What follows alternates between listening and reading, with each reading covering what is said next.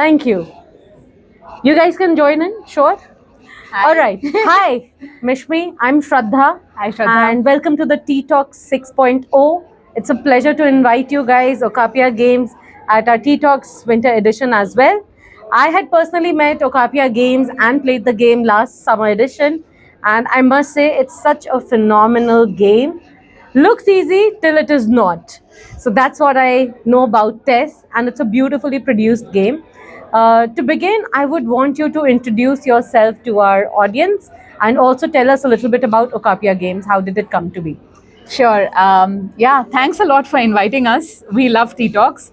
We actually launched TESS at Tea Talks in Chennai. And so it's a important event for us. And so, so first about Okapia Games and then about us. Yes. So Okapia Games is a very small board game company based out of Bangalore. We are self-publishers of our own games mostly. We also collaborate on making games with other people. But Tess and Kote, which are our main games, are both ours. And when I say ours, it's me and Sud. So I'm Mishmi Takin, and El Sud, you'll meet. He's very tall. If you've seen him, you can't miss him. So he's a bit unforgettable in that way.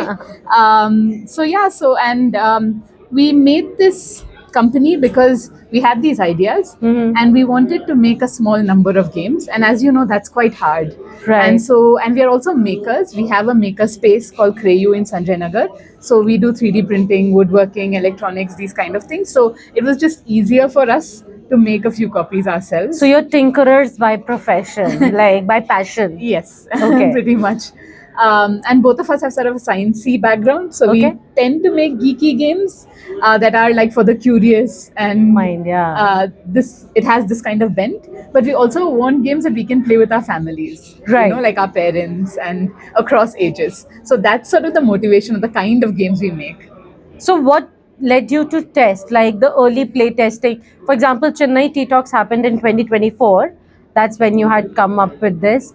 So what is the precursor to test? What led you to the first of prototype of test? Yeah, so actually, TESS was meant to be a cooperative game, but it Okay. turned out to be a competitive game. And we were just playing around with the geometries. Okay. And then at some point, Sud came up with this idea of how we can use tessellations, which is the mathematics of tiling a 2D surface. So with these tiles, which are actually the Penrose tiles. So the test ROMs that you'll see, they're actually Penrose ROMs, this one and the narrow tile. So every time you create a pattern, it will be completely different. So two angles are same in this particular type of tile, right? And they're very particular angles, so they come together in interesting ways. And if you use the Penrose tiling rules, you will have patterns that never repeat. So this is a part of recreational mathematics also, if one has to bracket it that way? In some sense, but it's also like a super fun pattern making game. Oh, 100%, yes. Right? So, but it has a basics in mathematics because of which we got away with really quick design. Like it worked Wonderful. because there is some mathematics behind it that works The well. maths of it kind of like worked the angles and- are good.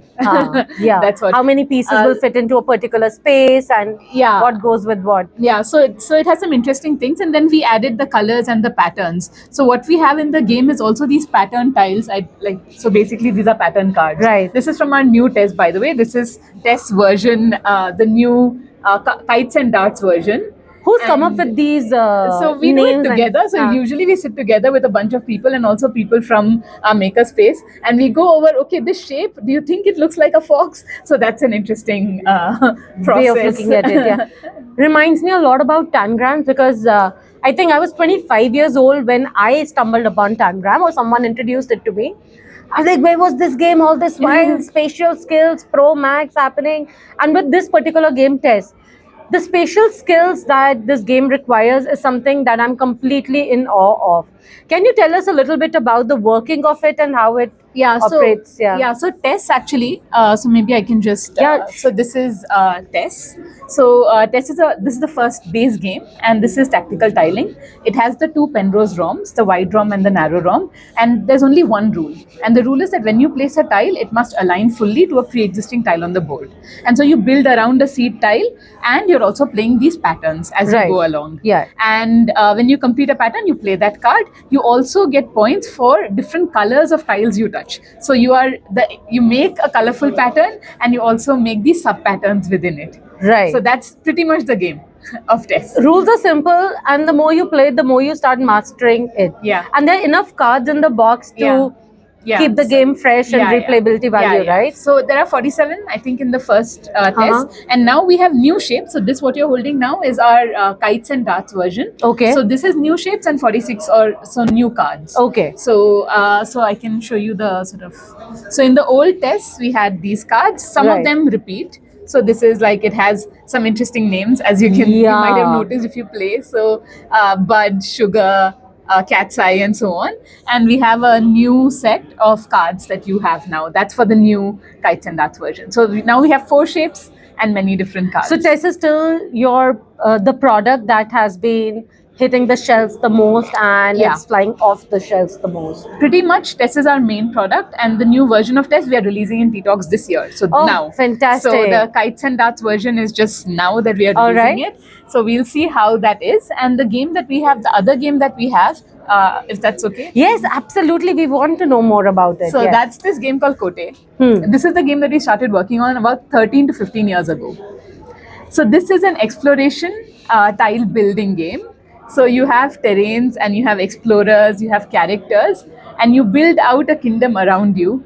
And then you go and you attack other capitals. It's a resource generation game. So they come into this 4X type of game where then you exploit your resources and then you're trying to exterminate your enemies. So it's a resource management, area control, or what, so how would you basically- bracket it? So basically, it's a strategy, negotiation, trading. It has elements of all of that. So it is a complex game, but it's sort of, I would say it's a mid-weight type game. Okay. Where you build a kingdom, and in about you can complete it between 1.5 to 2 hours. Okay. So and it's a sort of mix of being unsatisfied with Settlers of Catan, that it doesn't have a fighting element and it's too luck based. Uh-huh. So that's the origin of Kote. Kote. And then wanting to make something that actually does not have as much of a luck element as Settlers of Catan, and more then has some strategy than strategy luck. negotiation. So Okay. in Kote, you can negotiate your way out of, like, you can be like, oh, please don't have a battle with me now. I'll give you 2 gold in exchange. Every kind of negotiation is allowed. So it has a lot more player interaction as well, Yes, so to yes. say. So every That's game also is how you very new. strategize. Yeah, and so it's amazing to watch people play because you learn a lot about. It's fun for spectators and how they think and Yeah, how yeah. they approach certain problems. and all the battles are dice roll, so there is an element of luck, but every piece in the game has self-defense. So there's a small chance that you'll succeed, and so it's. Okay, I have a generic question for you. Since you guys have been making your games and also coming up with your old ideas out there in the open, what kind of audience response have you guys encountered since you go to different game conventions also? What is the opinion of parents, of younger people? Do people have enough disposable income to spend money on a good game? Because you're getting them to play it and then make up their minds. Yeah, so I think that the place where Tess doesn't fail, right, is when parents are playing with their kids. They immediately see that this is a game that they could get involved in and the kids are also playing. So it is a normalizer across Yeah. ages, because you have to use your skills irrespective of what age you are. You don't get the benefit of age in Tess at all. Exactly. So, so the benefit of experience is sort of whereas so that game works very well.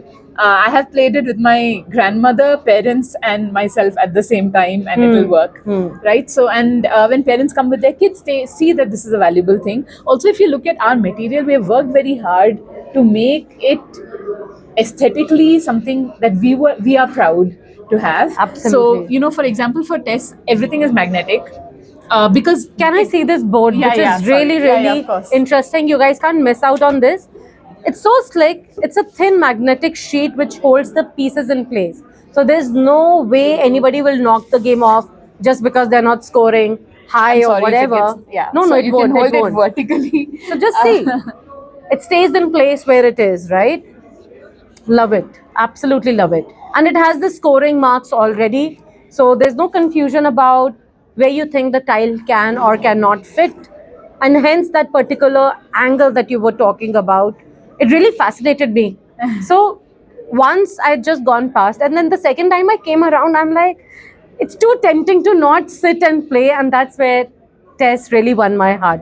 So you. that's amazing. Is there anything for 2026? Is there anything for our Tea Talks audience? Are you running a special promo? Or Yeah. So we have different prices for Tea Talks. They are special for Tea Talks only. As you can imagine, these games are very expensive for us to make, and we're a small board game company. Correct. And this community has supported us quite a lot. So we have, like, I think the price for the test base game is 2,250 at Okay. Tea Talks. It's 2,500 outside. Yeah. And it's 1,500 for the Kote. new version. For the new version, For the okay. new for kites and darts, and it's 1,250 at Tea Talks. Okay. And together we are actually having a combo discount as well. It's 3,300. Okay. Kote is an expensive game. We are not able to give a discount on it. If That's you all see right. the pieces, I think it has Yeah, over yeah. 300 Fantastic. parts. So Huh. that's at 6,000. Okay. And we only have 10 copies of it. So Fantastic.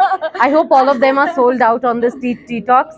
Also, if we have to follow you, what's your handle on Instagram? It's Okapia_games. Okay. So very, would be great. You can't miss it out. Plus, we have the logo on all of our promo material. Okapia Games, Okapia_games on Instagram. And otherwise, we have these games being retailed at Tea Talks 6.0, and all Tea Talks is here onwards any which ways. So thank you so much, Mishti, for sharing an insight into what goes behind making the games and the challenges and what you're bringing to the table for our audience. Thank you so Made much. locally for the global audience. Okay, guys. Thank you so much, Thanks so Mishti. much. Yeah, Pleasure, lovely. pleasure, Yeah, pleasure, thank you. pleasure. Thank you so much. Thank you. There you go. Perfect. Yes. I hope that didn't